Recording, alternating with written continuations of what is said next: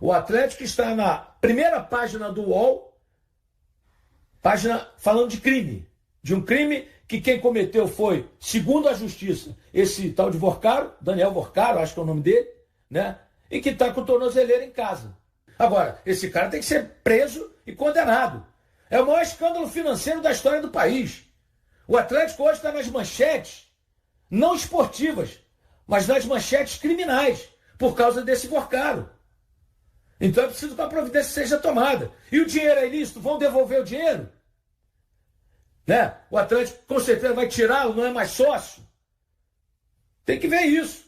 Os 300 milhões que o Vorcaro colocou no Atlético é um dinheiro ilegal, é um dinheiro ilícito, segundo a justiça. Está na capa do UOL hoje, em todos os jornais. Né? Então o cara desse tem que estar na cadeia, preso, algemado. A reportagem do UOL teve acesso a um documento da Procuradoria-Geral da República que aponta fraudes em um fundo usado por Daniel Vorcaro para investir no Atlético Mineiro, no Clube Atlético Mineiro. André Rocha tem mais informações. Bom dia para você. Bom dia, Felipe. Bom dia, Joana. Bom dia. Esse documento, então, foi obtido pelo UOL e só a PGR teve acesso depois da operação da Polícia Federal que aconteceu na última quarta-feira. O que é? Vamos tentar entender toda essa história que é cheia de meandros, né? Que é cheia de detalhes. O Daniel Vorcaro, ele estava usando fundos de investimento para fraudar as contas do Banco Master, de acordo com a Polícia Federal, né? Entre esses fundos tem um que chama Astralato 95. O fundo chama Astralato 95. Parte desse fundo, 80%, está em nome do Daniel Vorcaro. E a outra parte está em nome de uma outra pessoa, do João Carlos Mansur, que ele também está envolvido na fraude e ele é dono da gestora REAG, que foi liquidada pelo Banco Central. Então, esse fundo Astralato 95, ele foi usado para comprar 20% das ações do Clube Atlético Mineiro. E por causa disso, Daniel Vorcaro se tornou sócio da SAF, que é a Sociedade Anônima do Futebol do Atlético. Ele é o segundo maior sócio. Só fica atrás da família Menin, que é a primeira, né, que tem mais ações da SAF do Atlético. De acordo, então, com a Procuradoria-Geral da República, este fundo ele era usado para mascarar, né, o valor total do Banco Master, né, esse fundo do Atlético, né? Então tudo vai ser investigado, a Procuradoria não deu mais detalhes, mas também para que nós possamos falar sobre a questão, né, da posição do Atlético, o Atlético afastou, né, o Daniel Vorcaro na época da primeira investigação, né, da Sociedade Anônima do Futebol. Apesar dele manter as ações, ele está, por enquanto, afastado das decisões. E, claro, as investigações continuam. Eu volto com vocês. Pois é, então, essa relação, né, do Vorcaro com o Atlético Mineiro, se anunciou lá atrás que o Vorcaro estava investindo no Atlético através de um fundo chamado Galo Forte. Esse fundo ele aparece no pedido que foi feito agora pela PGR, que levou a essa operação dessa semana, porque o fundo Galo Forte ele foi estruturado ali, o financiamento ele veio de um fundo chamado Astralo 95. Esse é um dos fundos que aparecem nas fraudes relacionadas à REAG, que foram apontadas ali pelo Banco Central, né, que é a gestora de investimentos que foi liquidada nessa semana. Esses fundos administrados pela REAG, eles tinham aí, pelo que é apontado pela PGR, uma confusão patrimonial. Então, não dava para saber muito bem quem eram os verdadeiros beneficiários daqueles valores que estavam lá. Então, num dado momento ali, o Vorcaro ele anuncia que ele está investindo no Atlético através do Galo Forte. Isso é usado para comprar uma participação ali na holding do Atlético. E esses 300 milhões que foram investidos, aí é que vem a investigação agora para tentar destrinchar de onde veio esse dinheiro. Porque se suspeita, Natália, que isso pode ter vindo dos desvios do dinheiro do próprio Master. Porque quando a gente fala dessa confusão patrimonial, na verdade a gente está falando o seguinte: o que era investimento do Vorcaro pessoa física estava misturado com o que era investimento do Master e estava misturado também com o que era investimento da REAG e dos sócios ali da REAG inclusive o José Carlos Mansur, que foi alvo também da operação nessa semana. Então, é nesse contexto aí que aparece esse investimento de 300 milhões no Atlético, né? Isso é muito importante porque a gente está vendo essa semana para onde estava indo o dinheiro do banco, né? A gente deu várias matérias sobre isso, sobre as suspeitas de desvios, e esse braço da investigação, ele é destinado agora a apurar isso, a entender como que aqueles bilhões que estavam sendo arrecadados pelo Master estavam vazando aí para outras finalidades, inclusive, talvez, possivelmente, esse investimento no Atlético. O Cruzeiro que fechou a preparação hoje, amanhã, a volta dos titulares, mas ainda não terá o Gerson. Ele vem trabalhando já com o grupo, cada vez melhorando mais esta participação nos trabalhos com bola. E na semana que vem, o nome do atleta será publicado no BID da CBF. Tem aqueles trâmites de janela, de transferência, TMS, sistema da FIFA, mas o processo já está adiantado, inclusive. Então, até no máximo terça-feira, o Gerson terá o nome publicado no BID. Se ele não for para o jogo diante do Democrata, no meio de semana, ele vai ficar à disposição para o clássico diante do Atlético Mineiro, no outro domingo, na Arena, e com certeza aí à disposição mesmo para a estreia na Série A do Campeonato Brasileiro, o jogo do dia 29, final do mês, uma quinta-feira lá no Rio de Janeiro, no estádio Newton Santos, o Engenhão, diante da equipe do Botafogo. Enquanto isso, mais tempo aí para o Gerson melhorar também a condição física, ele que não atua desde o início do mês de dezembro. Sobre o time, aí temos que ver o que vai fazer o técnico Tite, mas é a volta dos titulares. Eu acho que talvez tenha uma dúvida ali, e não acharia nada assim, um absurdo, caso o Arroio não comece, porque atuou bem contra a equipe do Tombense e fez um jogo intenso por quase 90 minutos.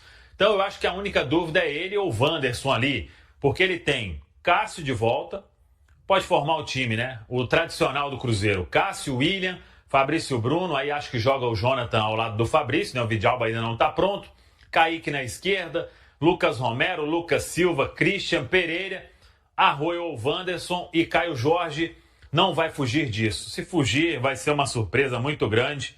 Então, vamos aguardar, claro. Todos esses jogadores estão à disposição e relacionados para este compromisso. Tem que completar ali a lista dos relacionados, o técnico Tite. Aí são jogadores que estavam no time alternativo e serão convocados para este duelo.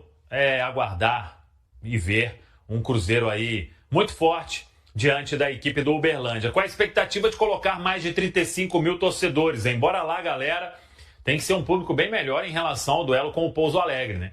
Volta dos titulares, um sabadão, 18h30, horário legal. Então pode comprar ingresso. O Cruzeiro manteve aquela promoção, os preços praticados estão legais. ingresso.cruzeiro.com.br. Bora comprar e ter aí um grande público neste sabadão para o Cruzeiro buscar a segunda vitória seguida na Série A do Campeonato Mineiro, na elite do Campeonato Mineiro, primeira divisão, e o Cruzeiro já ficar aí de olho em classificação para a próxima fase, esse campeonato de tiro curto. Vidalba e Sinisterra ainda naquele trabalho de preparação física, o Mateuzinho segue se tratando, fazendo tratamento por causa do edema na panturrilha, ainda não foi liberado nem para atividade física. Já o Neycer Vidiarreal, sim, fazendo trabalho físico, tem chance de ficar à disposição para o jogo do meio de semana diante da equipe do Democrata na outra quinta-feira.